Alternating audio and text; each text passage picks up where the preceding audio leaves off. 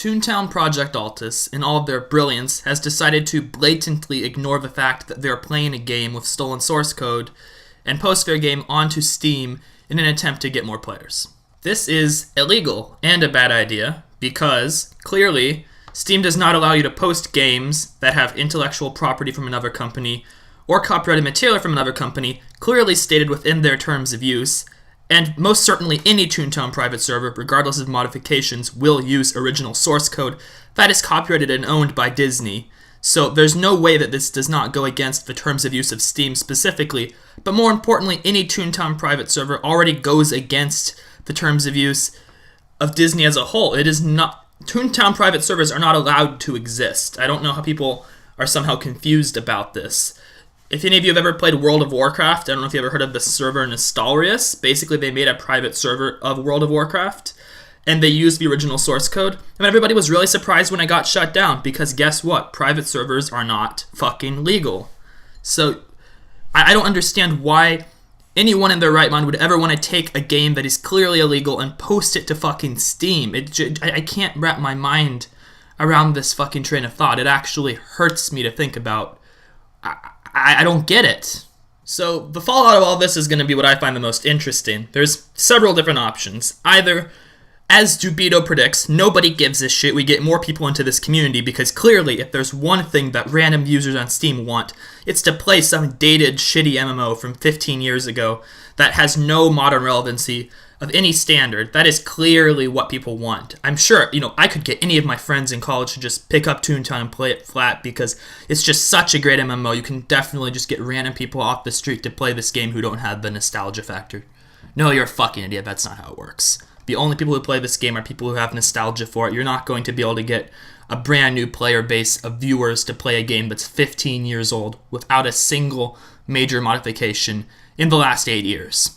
So here is what is actually going to happen. Steam is most certainly going to reject this game once they see the backlash of other servers who are not happy with these people potentially sabotaging the entire thing, once they get the negative criticism, and also once they just see that this is in fact copyrighted, once they look into it. You don't put a fucking private server on Steam. There's no precedent for that, especially without permission from the original company. It just doesn't work that way. I'm sorry to break it to you, DeVito, and the rest of the Altis staff, but just because you feel your game is original enough doesn't get rid of the fact that you're using tons of original materials, original concepts, and original source code from the game, and this is in no way a complete transformation that makes the game parody or somehow gets rid of the fact that the copyrighted materials are being abused.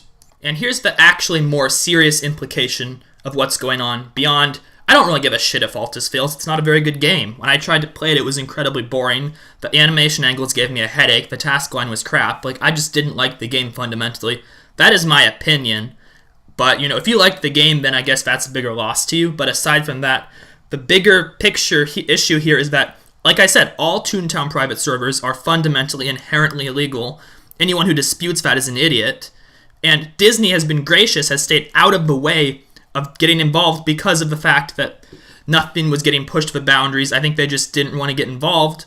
But now that we're seeing the legality being pushed to the boundaries by creators like the creators of Project Altis, Disney can very easily just jump in and say, okay, you know what, fuck this. Cease and desist to everyone. Get the fuck out of here, guys. Show's done. Now, I guess the ideal outcome would be if they just gave a cease and desist to Project Altis, but more than likely, it's just by equivalency and being fair. They're gonna, if they actually were to step in a theoretical sense, they would give a cease and desist to every company that's running a private server. And I'm not sure if this will actually happen. For all I know, Steam will just take this off and say, this is fucking retarded, guys. You need to get rid of this. We're not actually going to get Disney involved. You just need to get this shit out of here because it's breaking the rules of our terms of service currently.